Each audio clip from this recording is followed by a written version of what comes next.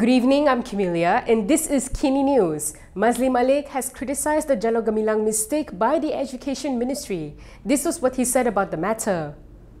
Former Education Minister Maszlee Malik has called for accountability over an inaccurate Jalur Gemilang in an Education Ministry document.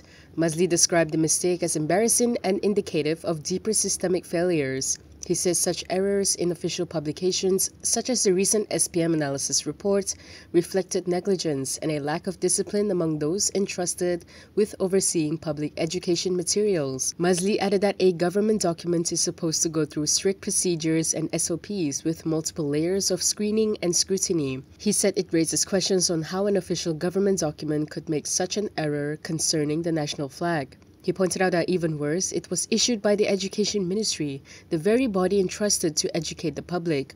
Maszlee believes the answer is simple. It is negligence, carelessness, a lack of attention to detail, and poor discipline in fulfilling one's responsibilities. He says someone must take responsibility for the mistake and carelessness that has embarrassed the country. He added that for the sake of the country and to uphold the Madani governance image championed by the Prime Minister, the Education Director General, the relevant Deputy Director General, and the Examination Board Director must take responsibility and resign with dignity. He said resigning is not shameful when it is driven by principle and national honor. Meanwhile, the Chief Secretary to the government said they are waiting for a full report on the incident before taking action. Appropriate action will be taken over the Jalur Gemilang error in the SPM Result Analysis report, which was distributed yesterday once the full report on the matter is received. This is according to Chief Secretary to the government, Shamsul Azri Abubakar. According to Bernama, he said Education Ministry Secretary General Aminuddin Hasim has been instructed to prepare a comprehensive report on the incident.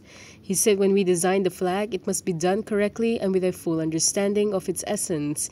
He added that issues arise when we attempt it without truly grasping the spirit it represents.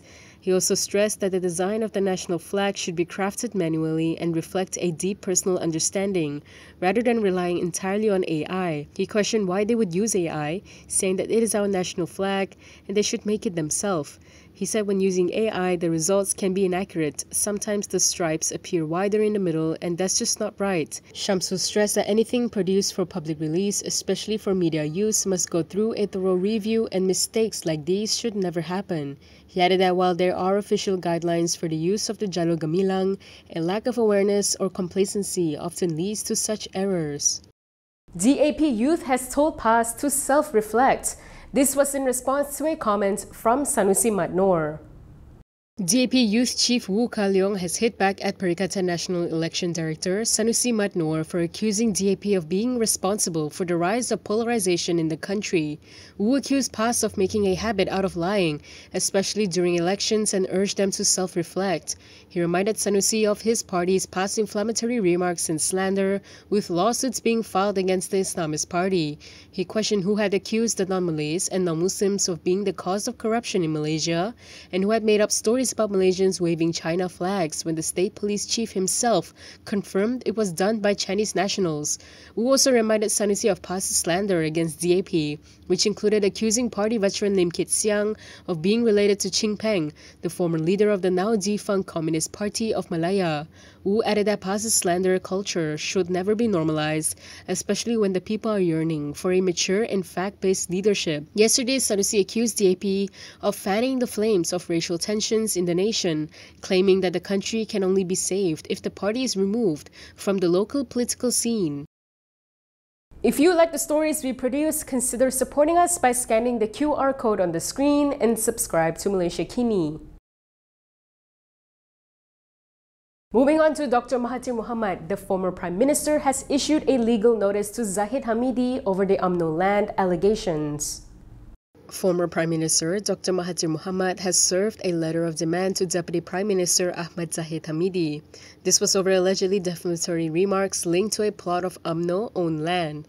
Mahathir's lawyer Rafiq Rashid Ali said his client is demanding Zahid hold a press conference at the UMNO headquarters, admit to making a defamatory statement, and issue a public apology. In a statement, Rafiq said the apology should be unconditional, including an undertaking that Zahid and or any other related parties shall not, under any circumstances, make any further statements and or writings and or publications that touch upon the reputation, integrity, and credibility of Mahathir. He said Zahid must agree to the undertaking within 7 days of the notice being served. Mahathir is also seeking for Zahid to publish a written apology in newspapers and on all his official social media platforms, and for it to be kept online for at least 30 consecutive days.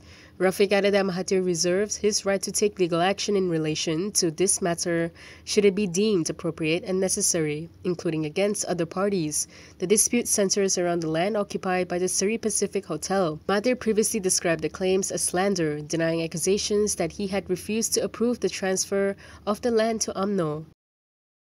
Nurul Isa has denied that she reported an influencer over his comments on social media. She clarified that she did not know him and had not taken any action against him.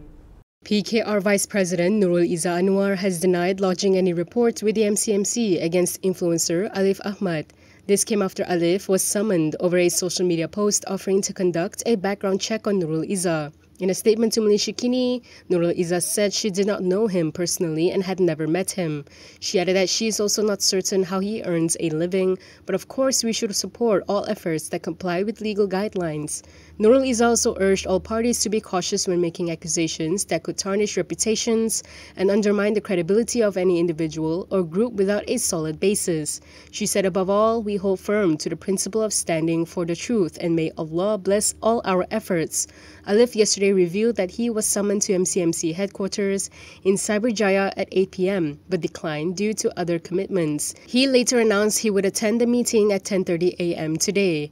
Alif's initial post included a screenshot asking what Nurul Isa, who is Prime Minister Anwar Ibrahim's daughter, does for a living and how she funds her political career. A PKR source has revealed that re-election in 3 PKR divisions was due to overlapping party memberships and criminal records involving some candidates. Here's more on that. The re-election in 3 PKR divisions, Selayang, Jempol and Silam, was not due to the so-called headless body phenomenon that raised eyebrows during the recent party polls. This is according to an internal source. The source told Malaysia Kini that the re-election in the 3 divisions was due to other reasons. The source said in Jempol, the candidate who won the division chief post, Aziza Salim Shah, was also found to be a member of Pejuang. Meanwhile, for the re-election in Selayang and Silam, the source said it was held due to candidates having criminal records. The PKR divisional election, held from April 11th to 20th, was clouded by allegations of manipulation and procedural flaws, including the emergence of what some described as badan tanpa kepala or headless bodies. This is where the candidate for division chief loses while most or all of their team members win. Previously, PKR's Central Election Committee had said that only minor outcomes in a few divisions would face re-election. The Leadership Council had convened a meeting last Wednesday and is believed to have discussed concerns and issues surrounding the divisional polls.